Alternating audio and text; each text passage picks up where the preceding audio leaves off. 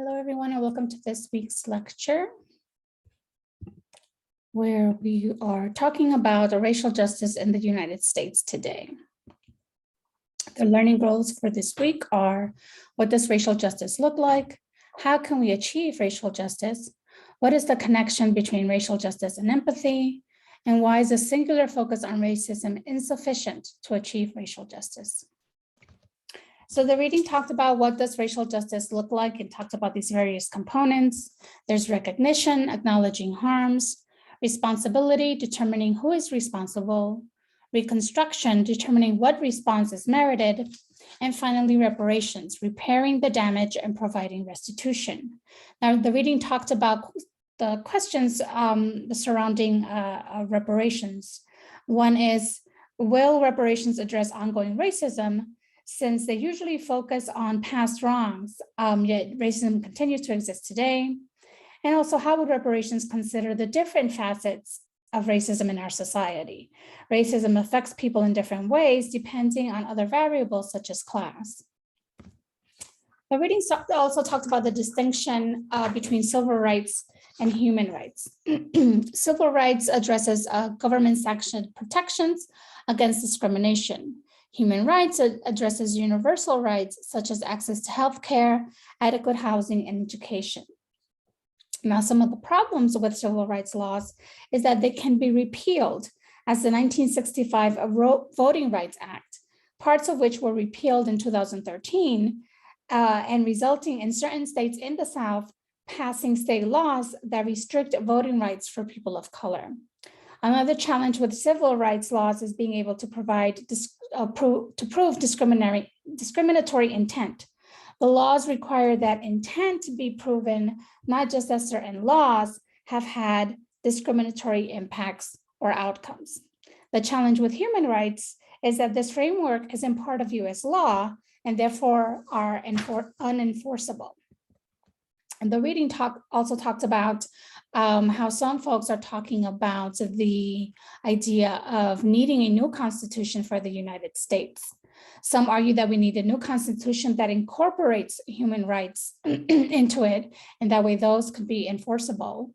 And we also have scholars like Joe Fagan who argue that we need a new constitutional convention that is representative of the diverse population in the US, and thus would result in a society not built on systemic racism. Unlike the original constitutional convention from the 1700s, where it was the constitution that was created by all white men. The reading also gave us some examples of struggles for racial justice that continue to exist, and are also examples of how some of these various social justice or racial justice issues can be addressed. The reading talked about the Native American struggle against the Dakota Access Pipeline.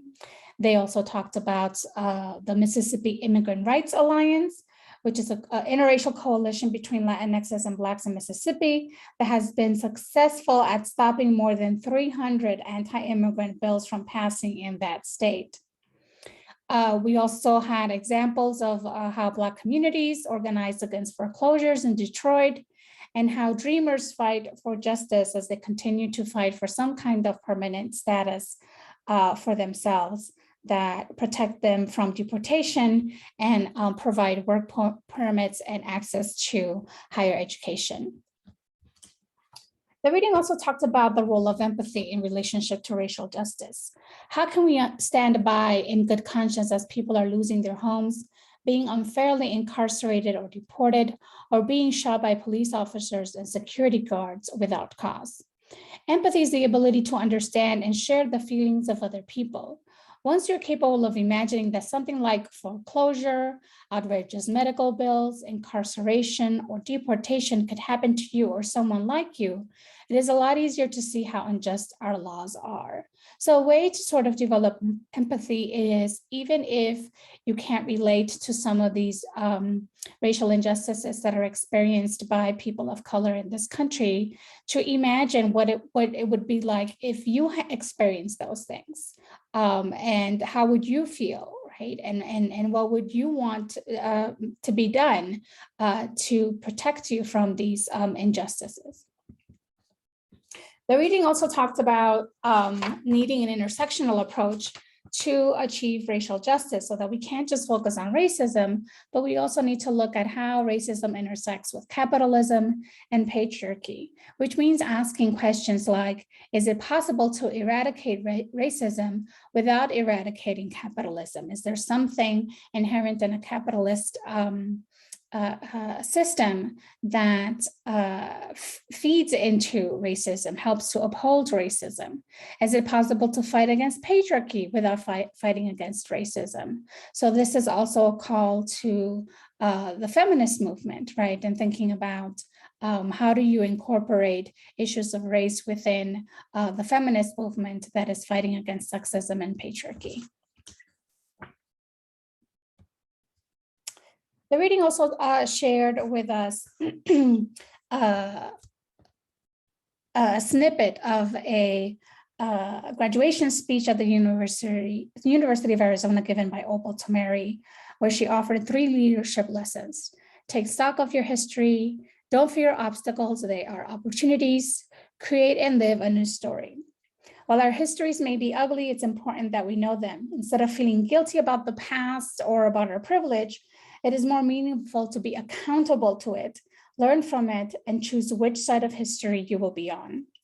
While we may feel overwhelmed by all the things that there are to fix in our society, we can see these as opportunities for figuring out how we can contribute to making this a better world. And finally, the knowledge and skills you're gaining as college students provide you with a unique set of gifts that equip you to create a new world. Now, I also wanted to incorporate some things on being an ally and what does it mean to be an ally, as usually students towards the end of the semester start asking questions about what to do, what can they do to address racial justice and how to be a good ally. So one of the things that we often talk about in the literature around being an ally is what is the difference between being a friend and being an ally. Over familiarizing with people of color, i.e. I hang out with people of color so I'm not racist, reduces race to a lifestyle choice and can offer an easy way out of difficult anti-racism work. Appreciating a diverse group of friends or colleagues does not take the place of confronting white privilege, addressing internalized white guilt, or responding to the biases of other white people. And here in this image, you see sort of the different components of being an ally as being a journey, where you understand your privilege, you become curious, you start with a single act, you be okay with making mistakes, and you commit yourself to keep learning. Characteristics of an ally.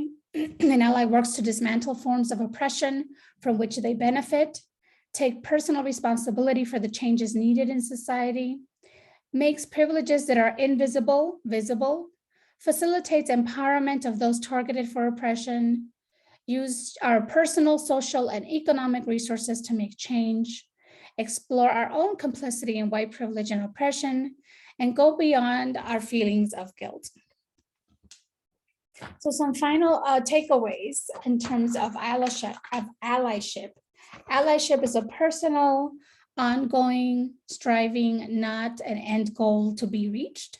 So there isn't sort of this moment where you're going to be crowned ally. It's an ongoing, lifelong process. Being an ally is hard and requires risk. The point of being an ally isn't to make people of color like white people. Requires being open to discomfort and to be critiqued.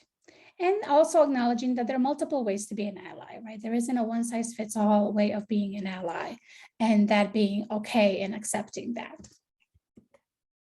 So finally, there is neither a clear-cut path toward racial justice nor a unified vision.